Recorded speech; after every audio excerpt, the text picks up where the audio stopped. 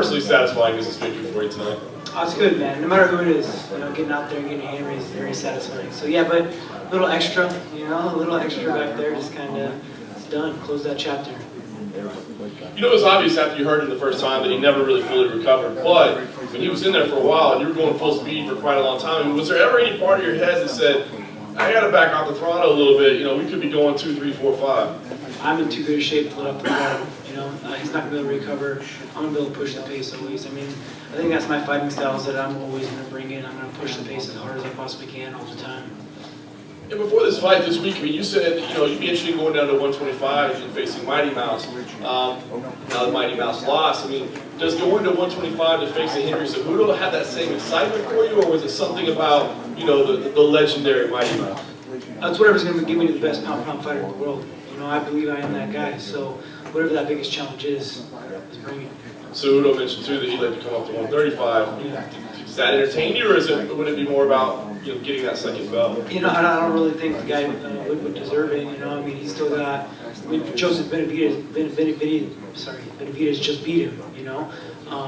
Yeah, he lost the split decision to Pettis, but I didn't agree with that loss. So I think there's a lot of stuff there, and he's got possibly a trilogy with Mighty Mouse. I don't know. I'm open for whatever though. I'm not stepping away from the challenge, that's for sure. And last thing for me, the name that I think a lot of people are throwing out is Dominic Cruz. His history there, he's getting healthy. Is that something that appeals to you right now? First things first, I can't wait to go home, have a staycation, enjoy my house out in Colorado, get on the lake, jump on my boat, enjoy my son and my wife. So that's the first thing. We'll figure it out with the team. Shoot, man. Why don't we bring on Brock Lesnar? Stipe's looking for a fight. You got any interest? How much did your eye, if any, affect you? Because it closed up fairly early when you landed that right hand. Did it affect you at all, and did you have any sense of urgency because of it? No, not because of the eye. I did feel the eye though right away. But I can get flicked by someone, and for whatever reason I bruise, I cut easy. This bone structure just it doesn't do very well. It's like GSP. You hit him with anything, he's gonna get bruised. Do you feel like, Cody seems like, he has such intense dislike for you, and the fact that, does that work against him? Like, if you're so angry that it takes up some oxygen and maybe works against you where, if you're a little more relaxed, you were almost taunting him, so you're more relaxed and he's angry. Do you think that worked against him in a way? I don't think that had to play a factor with anything. I think just he has some technical problems that he needs to fix. And I really don't believe he's got a chin. He plays a dangerous game. He likes to get in there and slug it. I worked a lot with my boxing this camp. I worked with Joel Diaz's gym out in Indio. I did a lot of boxing, tried to sit on my punches a lot. Worked a lot with Dwayne on that right hook when Cody was coming in. We were planning on him throwing a right hand. And every time he throws a right hand, he drops his left. He's looking to throw a left hook. He's fast, right? He throws a big right, left hand, but he drops it to his pocket. So we were just planning on timing it. I got a great coach that game plans with me and just timing that as he comes in and kind of let some of the technique go out the window and just be mean, I'm going to ask you about his chin. Did you have any occasion, did you find from sparring with him, this guy has a weak chin, or was it just when you fought him in the fights? When I fought him my last fight, wasn't anything in sparring. Cody was coming into the team as I was leaving, so we didn't really get to work out as much as has been in the media. It was more when I hit him in that first fight with my foot, and I dropped him with that left kick. I didn't feel like that left kick had anything on it, but it affected him. TJ, congratulations. I appreciate it. Yeah. Hey, I know when you get off this boat on your vacation, you're probably going to start thinking about that next opponent. And the thing is that Henry Cejudo, I think, has a pretty good chance to really capture a pretty large fan base. Yeah. And the fact that you both are from Southern California, is that? At the end of the day, don't you think about the finances of the fight now, considering where you are? And is he the more attractive opponent than Cruz at this point, potentially? We'll see. We'll see how it all comes together. That's absolutely something you go through your head. I want to be a sportsman. I want to continue to just be the baddest man I can. But yeah, it definitely goes through your head on who you're going to fight, who's going to cause the most attention. So I'm up for, like I said, I'm up for whatever challenge bring it. You were lighting him up in that finishing sequence. At any point where you were like, "Hey, Herb, can we finish this?" But it seemed like he was getting messed up pretty good. Yeah, he wasn't recovered from the first drop, and he got back to his feet. But I wasn't going to let it off. There's no way. I'm too mean. I'm gonna go until I win. And I didn't have a problem give him a little extra too. You know, that knee was definitely a pretty hard knee. I felt that one, and that one finished him off.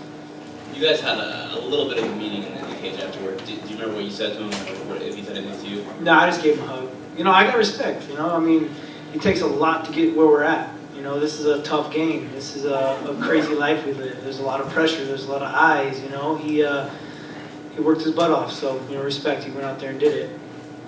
Do you think this is finally over between the two of you? This whole feud, this whole rivalry. I said I was going to ruin his career at 35s. You know, I'm here to stay. I'm the king of 135s. I don't plan on seeing him again. Last thing for me, were you surprised that Cejudo beat Johnson? And I don't know how much or any that you could watch, but were you surprised?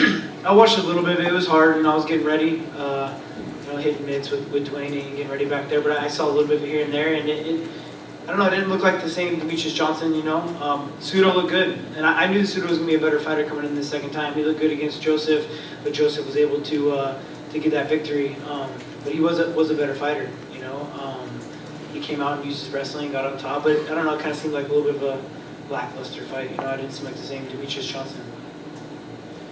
And you still didn't get to show off that jiu-jitsu yet that you were talking about, TJ. But I know. I was talking about that with my coach after I dropped him the first time, and I had like that backside control. I should have put the hooks in, but you know, I was too happy punching him.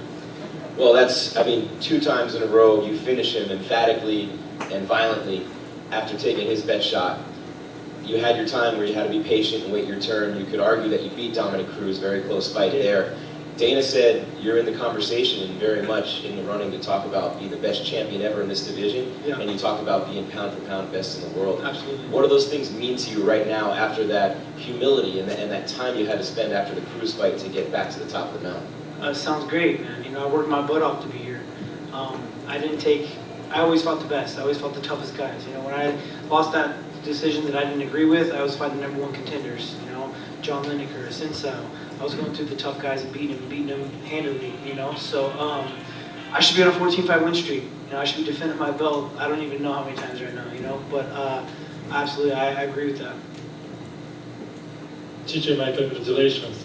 Thank you. Yeah, I have 2 questions. First one, you looked very, very confident on the open workout and the conference and before the fight. Where this confidence coming from? And the second question is what you were doing different in this fight comparing to the first one. The confidence comes from how hard I train. You know, I train harder and smarter than anybody out here. You know, I have the training lab in Anaheim, California, with Sam Calavita that pushes me to the extreme. Not only how hard we go, but the science behind it. You know, the guy's a very smart guy, and that's why I decided to move myself down there. As well as I have the greatest coach in the world. You know, Dwayne Ledwick, not only how great he is, but he's willing to sacrifice and travel out and travel every week to train with me. You know, so I have the best team in the world. I got Juan Archuleta pushing me. I got Cub Swanson. We have a great gym, the training lab. And what I did differently is that I completely tried to switch it up on him. And I could be a different fighter every fight. You know, I knew he thought I was going to move my feet, throw a lot of kicks, and use all this flashy stuff. But instead, I kind of waited for him to rush me and met him with his right hand, beat him at his own game. I knew he was going to drop his left, and it happened. Hey TJ, you and Dominic Cruz obviously 1 in 1A. It's inexplicably linked seemingly for the rest of your careers. Tonight you came out and I'm the best 135 pounder there ever was. Arguably had that fight that should have gone your way. But for those listening, what do you feel like establishes you as the best ahead of Dominic? Where do you think you're a step ahead in that evidence? I keep fighting. I'm not on the couch. I'm not behind the desk hurt. I'm out here fighting. I'm performing. I'm fighting the best in the world.